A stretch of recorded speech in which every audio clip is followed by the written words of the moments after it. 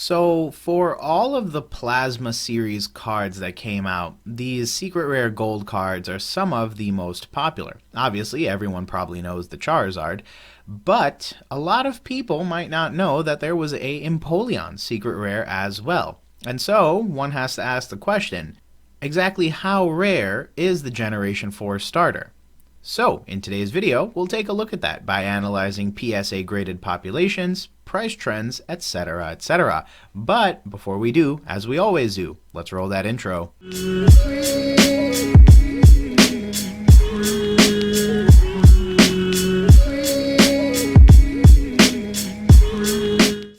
Hey Gengar Gang, what is going on? My name is Ryan, this is the Analytic Gengar, and welcome to another video. In today's video, friends, we talk about the Plasma Freeze Secret Rare Empoleon, one of my personal favorite Pokemon TCG cards from that particular era. Now, today's video is part of an ongoing series where I basically cover in depth a particular very rare card, take a look at price trends, take a look at PSA graded populations. So of course, if you enjoyed today's video, definitely feel free to leave a like and subscribe if you like today's content in order to see more of it. And definitely go ahead and check out the other videos on the channel where we cover random interesting cards that pop up that I think would be interesting to take a look at.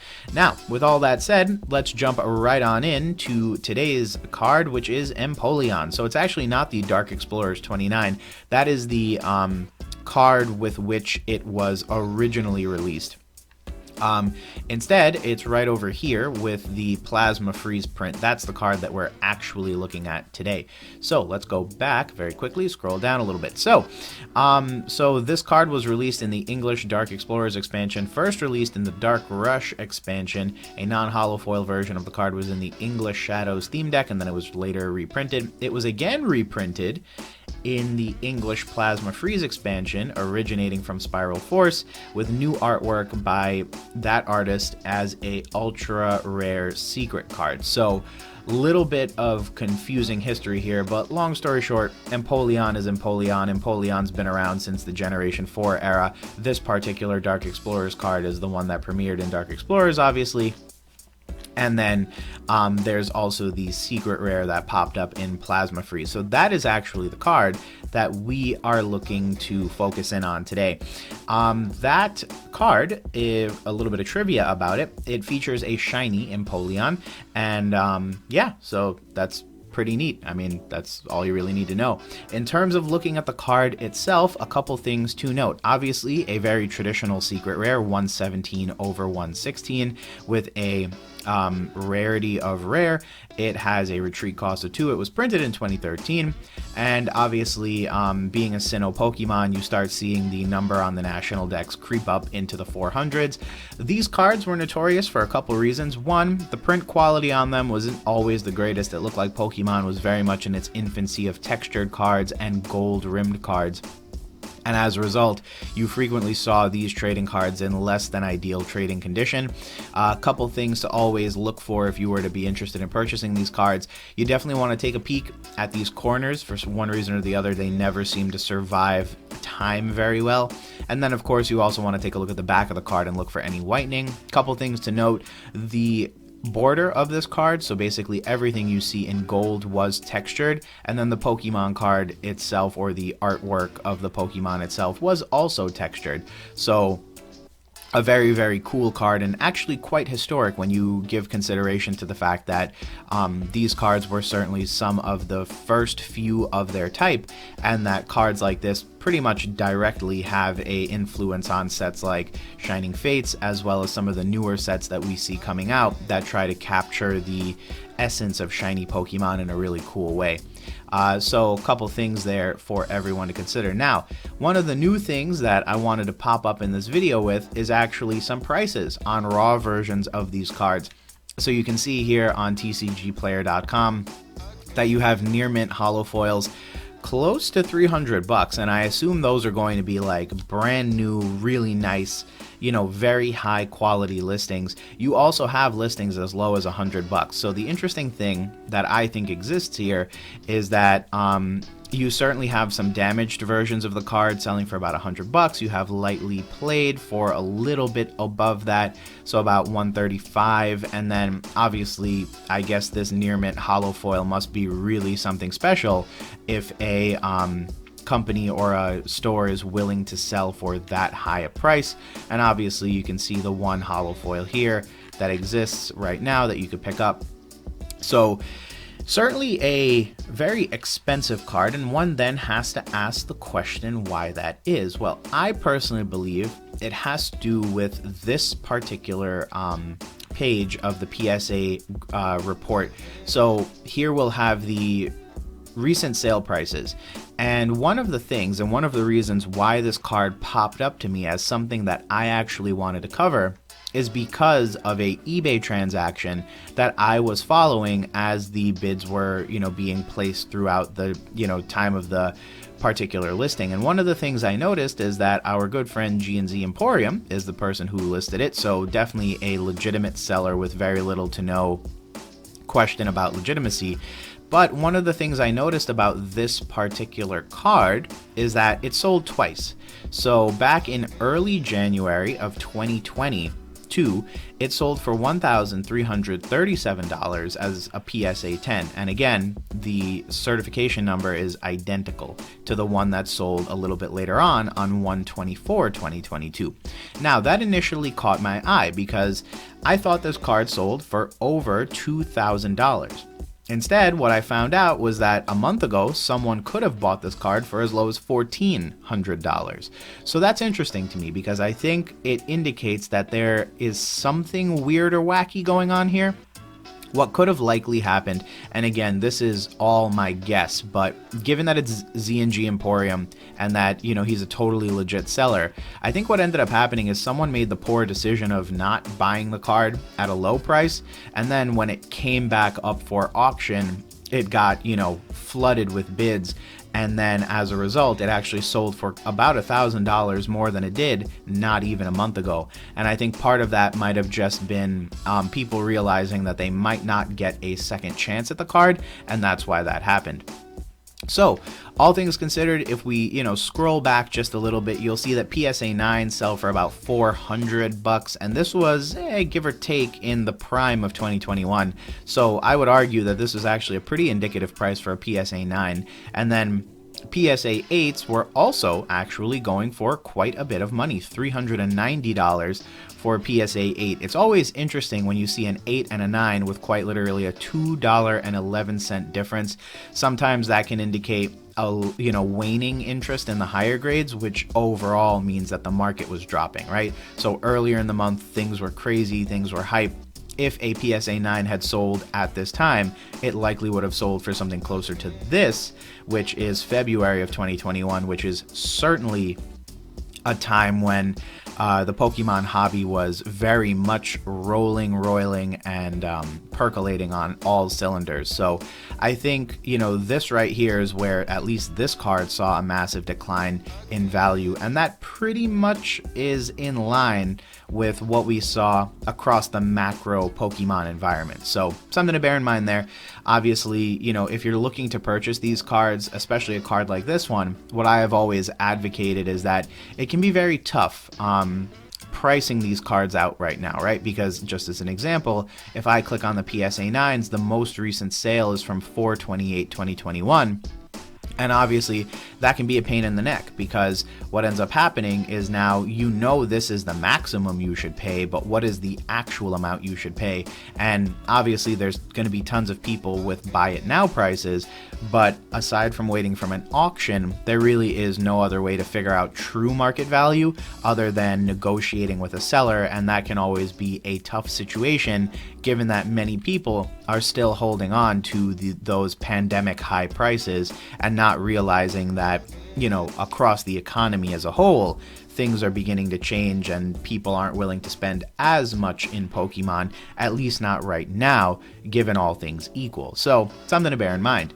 Now, One other thing to point out, of course, will be the population report, and for that we are looking right over here across this highlighted section. So in total there are 108 of these cards graded. So interestingly enough, I found it kind of strange actually that one of these secret rares is actually not graded in this set. I actually was a bit taken aback by that because I was actually astounded to find that out. Now, of course, this Generation 4 Pokemon does play a second best to Garchomp, so, you know, again, didn't really think we were ever going to be, you know, like in a no-duh type of situation, but I did expect all of these cards to possibly be a little bit higher population, and I noticed that just across the entirety of the set. So it doesn't look like Plasma Freeze in general was a very popular set. You see that about 2,350 cards have been graded, at least as of the time of this population report. And what that indicates to me is that this set probably doesn't see as much traction as other cards do. What's also interesting is that there are some, you know, staff cards that actually have higher populations than cards from the actual set. So just imagine that, you know, cards from the actual set, which you could have bought off, you know, Target shelves, aren't getting submitted with the velocity that staff cards, which are supposed to be an exclusive promo, are getting submitted. Of course, there is that argument that in theory, you would only want to submit the most valuable cards, but what I also find interesting is that, you know, for a secret rare and especially a starter Pokemon, the general population seems to be a little bit lower. Now, as you can see, there is one Pop 5, there are 7 PSA 3s, there are 12 PSA 8s, and then the 9s and the 10s are where things get a little interesting. So in terms of 9s, PSA 9s that are graded for this card, there are 65 out of the total of 108 cards. That comes out to about 60.19% of all the cards ever graded are PSA 9s. So, to briefly chat on this, one of the things that we've noticed about these gold cards across the spectrum is that the quality tends to be a little lacking. It seems as though Pokemon didn't really quite have a good grasp on the whole texturing situation. The other thing is that one of the most clear candidates for this argument has been the Charizard card. So the Charizard really got the bad end of the spectrum on that because that card cannot be found in perfect condition. It is borderline impossible to do so, and that's just because of really tough production-related issues that cause that card to deteriorate in its overall condition, basically from the factory. So the chances of pulling like a Beckett Black Label 10 worthy card are minimal, and you know, that's being very nice to the actual possibility of that happening. The other thing to bear in mind is that to see that, you know, this particular card is 60% indicates that within the Plasma era of trading cards, there was some fluctuation in print quality, right? So the Empoleon, you know, having 60% PSA 9s, at least to me, indicates that, hey, there actually is a pretty valid amount of cards out there that are decent quality, you know, if not similar, right? Interestingly enough, though, if you look at the Sigilyph, which is the row right beneath it, you'll see that the population reports are pretty much identical, 108 to 107. The PSA 9s are 65 to 68. The difference, though, is the PSA 10s, right?